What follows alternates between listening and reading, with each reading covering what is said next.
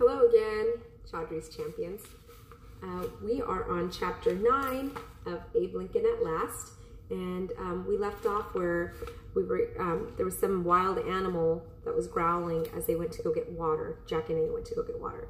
So let's see what happens next. Cornbread and molasses. Turn around slowly, Jack said to Annie. Clutching the water jugs, Jack and Annie turned around and started back the way they'd come. They tried not to make any noise, but sticks and branches cracked and snapped. The growl came again, louder. "Forget slow," said Jack. "Run!" Annie bolted ahead through the brush. Jack ran after her. His heart pounded. Brambles and vines blocked their way. Thorns snagged their clothes. They ran as fast as they could, not knowing if all the breathing and thrashing sounds were coming from them or from the beast chasing them. They burst into the clearing.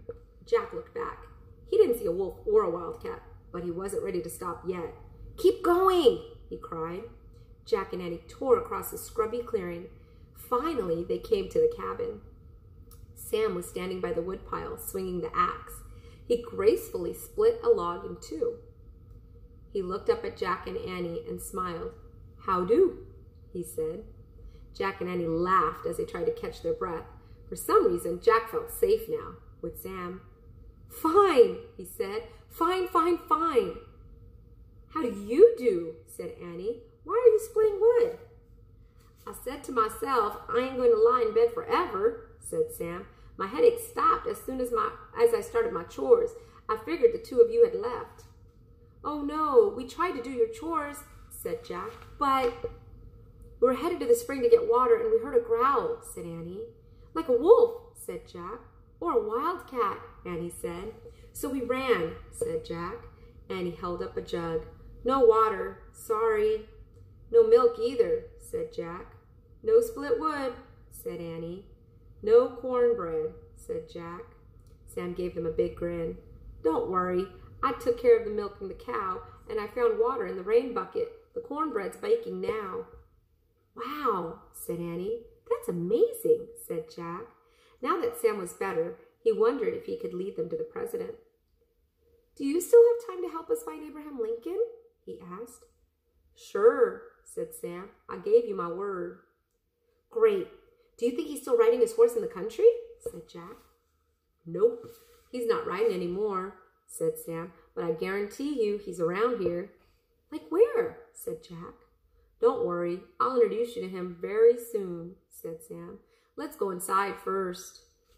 Sam stuck his axe in a log. He picked up an armload of wood and headed into the cabin.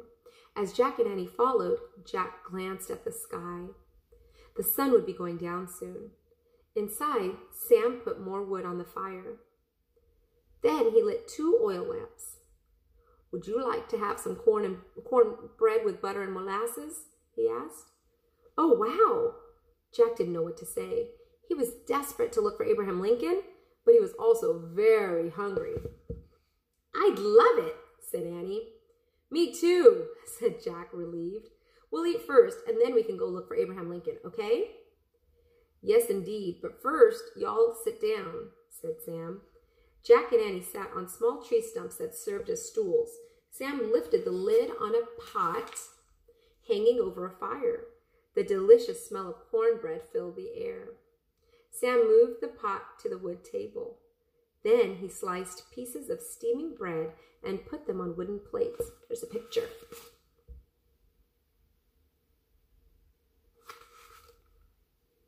He smeared butter and dark molasses over the bread and ladled milk from a pail into wooden cups. Jack sipped the sweet milk and ate the hot, buttery cornbread. "Yum," he said. He thought it might be the best meal he'd ever had. Can you make a connection? What's the best meal you've ever had? "You really worked hard after we left," Annie said to Sam. "I like to make things nice for Sarah for when she gets home from school," the boy said. "Do you ever go to school?" asked Jack, his mouth full. Sam nodded. "Since Pa left, I stay here to watch over things and do chores, but Sarah comes home and shares what she's learned. I do homework and everything." "Have you lived here a long time?" Jack asked, looking around at the crude cabin. A few years, said Sam. We came from Kentucky. Pa and I cut our cabin out of the wilderness. We chopped down the trees to make a road. We rolled 50 logs to this site and put up these walls. Did it all by hand and all without nails. Whoa, said Jack.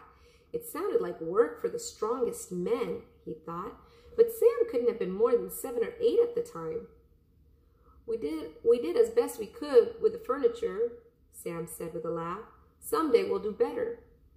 It's not that bad, said Jack. He looked at the cabin with new eyes. It seemed like a miracle now. Everything made by hand, without the help of machines or even nails? You make all your own food too, don't you? Asked Annie. Course, said Sam. We have our crops, and Pa hunts for our meat, or he did when he was here. I wouldn't be a good hunter, said Annie. Me neither, said Jack.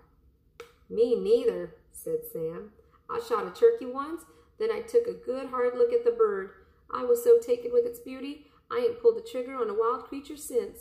That's why we haven't had any meat since Pa left. Well, you do a great job making cornbread, said Annie. You sure do, said Jack. He took his last bite, finished his milk, and wiped his mouth on his sleeve. Okay, now they had to look for the president. Through the cracks in the cabin, he could see it was getting darker. Did you get all your chores done? Said Annie. Nope. I ain't worked in my Dilworth speller yet, said Sam. But I don't really consider that a chore. It's my favorite thing. You could say I have a great thirst for learning. So do we, said Annie. What's your homework for today? Annie, said Jack, trying to catch her eye. Hold on, I'll get the speller that Sarah brought me from school and show you. Sam crossed the room and scrambled up to the loft. The lesson I studied this morning is parts of speech, he called down. We have to go, Jack whispered to Annie. We can't hurt his feelings, whispered Annie. Just let him show us the speller. But we have a mission, Jack started. Here it is, said Sam, climbing down from the loft.